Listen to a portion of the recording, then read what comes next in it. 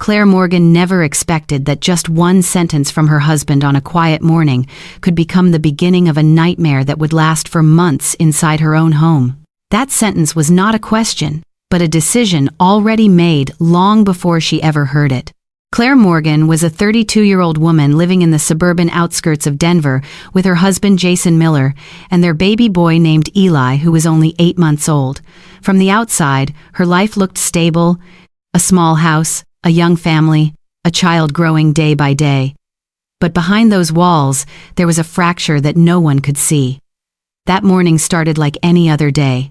The sound of water dripping from the coffee machine, the faint light spreading through the kitchen window, and Claire standing completely still as she heard Jason say that his mother would be moving in with them for 3 months to help take care of the baby. Jason said it as something obvious, as if every decision inside this house had never required her approval. Claire did not turn around immediately. She remained standing there, watching the coffee drip as if time itself had stretched into something heavy and slow. When Jason repeated it a second time, his voice carrying a hint of irritation, as if she were overreacting, Claire slowly turned around. Her eyes were not filled with anger, but with the deep confusion of someone who suddenly realizes she no longer has a say in her own life. Jason explained that his mother, Margaret Miller, believed Claire was too exhausted after childbirth and that she only wanted to help. But Claire knew her exhaustion was not the real issue. It was the sleepless nights taking care of the baby, the quiet mornings spent trying to keep everything together. What hurt most was that Jason had not asked her even once. In that moment, Claire realized something cold and unsettling. Jason was no longer standing on her side. He was standing between her and his mother. And slowly, he was leaning toward her. When Jason said that his mother had already agreed and would arrive on Saturday, Claire did not argue anymore. Her silence made Jason believe she had accepted it. He left the kitchen looking relieved, as if he had just solved a small inconvenience in his day. But for Claire, everything had just begun to collapse. She stood alone in the kitchen, listening to her baby breathing softly through the monitor. The home that once felt safe now felt unfamiliar. And in that moment, a strange thought appeared in her mind, that something was not right in the way every decision inside this house was being made. Margaret Miller was not an ordinary woman in Claire's eyes. She was the type of person who always appeared polite on the surface, but controlled everything in subtle, calculated ways. In previous meetings, Claire had always felt judged, compared, and placed under a standard she could never meet. But the most frightening part was not that her mother-in-law was about to move in. It was that Jason did not seem to see any problem with it at all. Saturday arrived faster than Claire expected. She prepared the living room, changed the bed sheets, and arranged everything as if trying to hold on to the last piece of order she had left. When Margaret Miller stepped into the house, she carried the calm smile of someone who already believed she belonged there. She immediately took Eli into her arms without asking Claire, and in that moment, Claire saw something that made her chest tighten. Her baby did not resist. Jason stood beside them smiling, as if everything was exactly as it should be. No one asked Claire how she felt. The first days passed in a strange silence. Margaret moved through the house as if she were managing it herself. She rearranged things, changed routines, and slowly reshaped the home into something that carried her presence. Jason started coming home later. Conversations between him and Claire became shorter, colder, and filled with distance.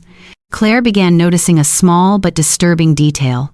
Every time she spoke up, Jason did not argue. He simply looked at her as if she was being overly sensitive. Then he would say that his mother only wanted to help. And meanwhile, Margaret observed everything with almost perfect calm. Claire Morgan began to realize that her home was no longer operating according to the rhythm of a normal young family life, but was instead being gradually controlled by an invisible hand behind every decision. And that person was not her husband, but Margaret Miller. In the early days after her mother-in-law moved in, Claire tried to tell herself that everything was temporary, that her presence was only meant to help. But that help quickly turned into control. It was not loud or direct, but it seeped into every small detail of daily life. Margaret was always the first person to wake up in the house. She walked through the kitchen as if it belonged to her, opening the fridge, rearranging food, changing the position of things without asking anyone. Claire once tried to gently mention it, but Jason only smiled and said that his mother had always liked things neat and that Claire should not be so stressed. From that point on, Claire began to stay silent more often. But silence did not mean peace. Margaret began to interfere more deeply in caring for baby Eli. She always found reasons to take the baby away before Claire could react. One morning, she told Claire to rest and then took Eli out for a walk without telling her. 2 hours later, she returned with a calm smile as if nothing wrong had happened. Claire started to feel a growing unease, not because of one specific action, but because everything was happening too smoothly, too deliberately. Meanwhile, was changing little by little without even realizing it. He began to believe that Claire was too stressed after childbirth. Every time she said something that made her uncomfortable, he reacted as if she was creating problems out of nothing. "You should try to relax more. Mom is just helping." That sentence was repeated so many times that it became an invisible wall separating Claire from her husband. Margaret never confronted anyone directly. She chose a more subtle approach. She observed Claire like a researcher recording data. Seemingly harmless questions were asked every day. "Are you sleeping enough, Claire? Do you feel like you are becoming forgetful? Do you feel okay being alone with the baby?" Each small question was like a drop of water falling on the same spot, slowly deepening the crack. Claire began to doubt herself in her weakest moments. At the same time, Jason was spending less and less time at home. He came back late from work, always with a reasonable excuse, but whenever he returned, he spent time with his mother first, not his wife or his child. The conversations between him and Margaret were quiet, but Claire could always feel that her presence had been excluded from them.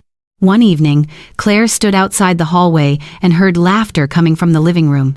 Jason and his mother were talking about her. She heard Margaret's voice, gentle but sharp. "The girl seems more unstable than before.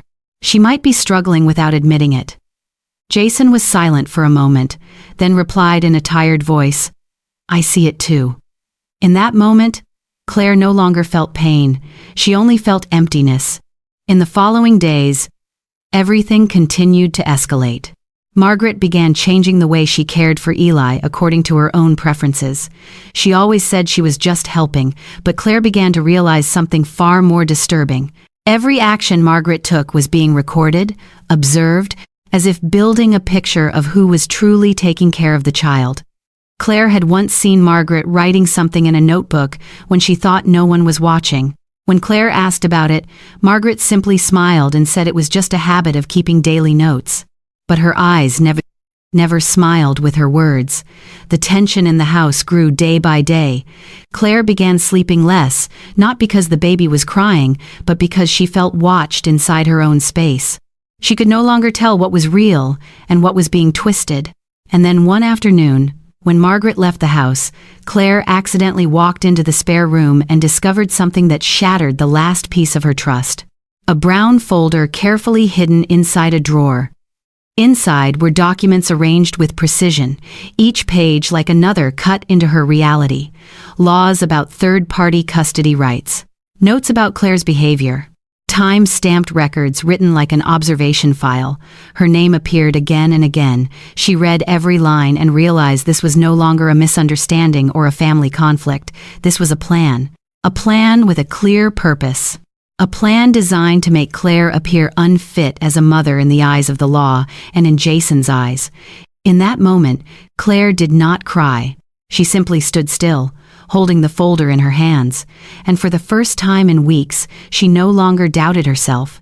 Instead, she began to see everything as a war she had not even realized she had been part of until now. Claire Morgan walked out of the spare room holding the brown folder in her hands, and it felt like the entire atmosphere of the house had just shifted.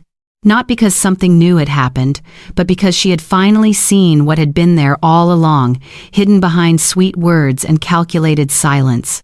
From that moment on, Claire was no longer a wife trying to endure. She became an observer. Every glance, every sentence, every action inside the house began to carry a different meaning.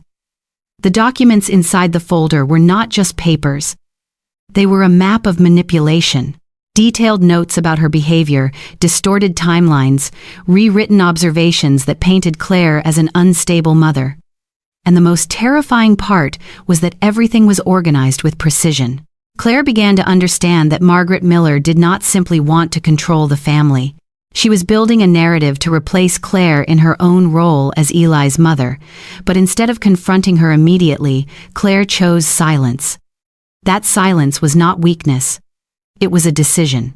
She started observing everything with a completely different perspective. The way Margaret entered a room, the way she always found excuses to stay close to Eli, the way she recorded seemingly harmless details, and most importantly, the way Jason slowly began to believe every word his mother said without ever questioning it. Jason was not cruel in a direct way. He was simply drifting into a safe space where he did not have to face conflict. But that very choice of not choosing was pushing Claire further out of her own life. One evening, when Jason came home late, Claire stood in the hallway and heard voices coming from the living room. Margaret's voice was as gentle as always, but what she said made Claire freeze completely. She was speaking about Claire as if she was no longer the wife in that house. The girl is becoming more unstable. If this continues, she will not be fit to raise Eli. Jason did not respond immediately. The silence stretched for a few seconds, long enough for Claire to understand that he was not going to disagree. Then he simply said one short sentence.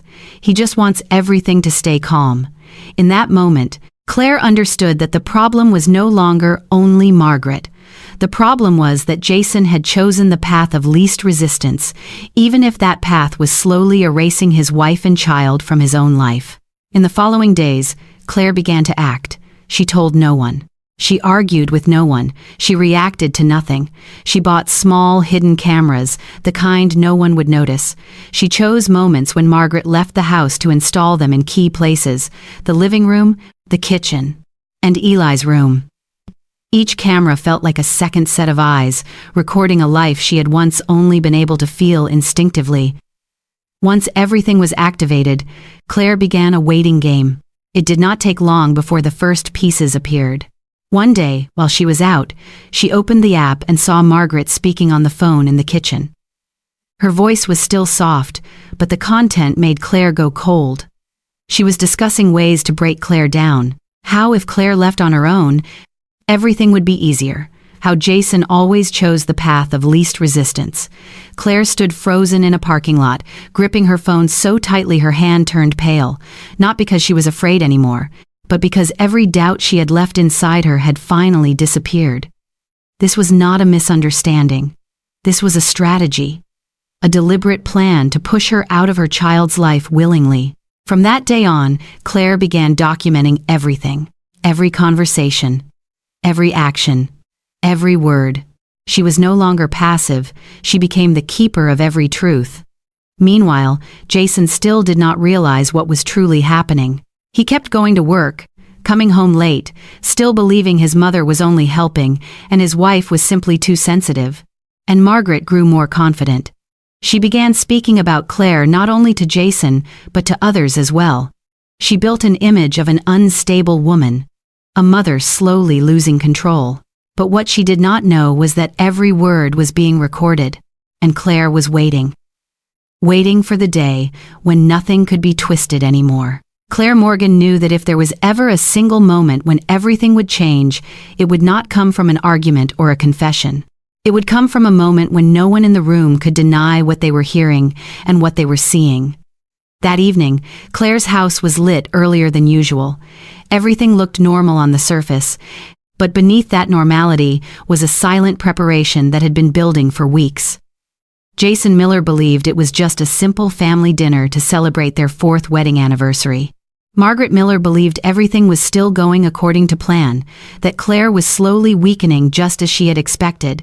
Neither of them knew that Claire had already stepped into the final decisive moment. Family members from both sides gradually arrived: Claire's parents, her sister, and even Jason's close uncle. Greetings, small conversations, and soft laughter filled the room, making it look like an ordinary evening of an ordinary family. But Claire was no longer the woman who belonged to ordinary evenings. She stood in the middle of the living room, slowly looking at every face, not to seek sympathy but to confirm that they were all about to witness the truth. Jason walked toward her with a familiar smile, though his eyes carried a hint of fatigue. Margaret sat on the sofa, calm and composed as if she were the center of stability in that house. No one realized that Claire no longer belonged to this space in the way she once did. She began to speak, not loudly and not in anger, but with a calm voice that forced the entire room to listen. Today is the day Claire Morgan wants to talk about what has been happening inside this house. Jason frowned slightly as if he did not yet understand what was beginning. Margaret kept her smile, but her eyes had already changed. Claire continued, speaking about the days when Margaret moved in, about how every decision slowly began to shift, about how she was placed into the role of an unfit mother inside her own home. No one interrupted her because her voice did not allow it. Then Claire placed a small device on the table, a remote control. That single action was enough to change the atmosphere in the room. When she pressed the button, sound filled the space. Margaret's voice. Not the gentle voice she used in front of others, but private conversations, plans spoken without hesitation. Her voice echoed clearly through the room, about breaking Claire down, about making her leave on her own, about Jason choosing the easiest path if enough pressure was applied. The room fell into complete silence. Jason froze. No one spoke for several seconds as if their minds refused to process what they had just heard. Margaret suddenly stood up, insisting it was a misunderstanding, saying it was edited or taken out of context. But Claire did not react. She simply looked at her. Then she spoke one sentence. "I have all the recordings, and there is more than what you just heard." Jason turned toward his mother for the first time, not with trust, but with doubt. Margaret tried to explain, but her voice began to lose control, the certainty she once had now breaking apart into fragments. Claire placed another folder on the table, the brown folder, containing everything she had collected, cameras, notes, evidence, every small detail Margaret believed no one had seen. Then Claire looked directly at Jason and said that for a long time he had not been standing with her in that house. He had been standing between her and his mother, and he had chosen silence. Jason opened his mouth, but no words came out. His uncle, who had remained silent until now, slowly stood up, his eyes no longer showing respect but deep disappointment. The atmosphere in the room shattered into pieces. Claire did not need to say anything more. Everything had already been said for her. She walked toward the dining table, looked around the room one last time, not with hatred but with finality. She said she and Eli had already left earlier, and that today was only to let everyone know the truth. Jason stepped toward her, his voice trembling, begging her not to leave, saying everything could still be fixed, but Claire only shook her head. "Some choices cannot be undone, Jason." She picked up Eli, feeling the familiar warmth of her son in her arms, and for the first time in a long time she no longer felt pulled backward. She walked out of that house. No one stopped her. No one had the strength to stop her anymore, and as the door closed behind her, Claire Morgan understood that her life was no longer a story of endurance. It was a story of starting again from the truth itself.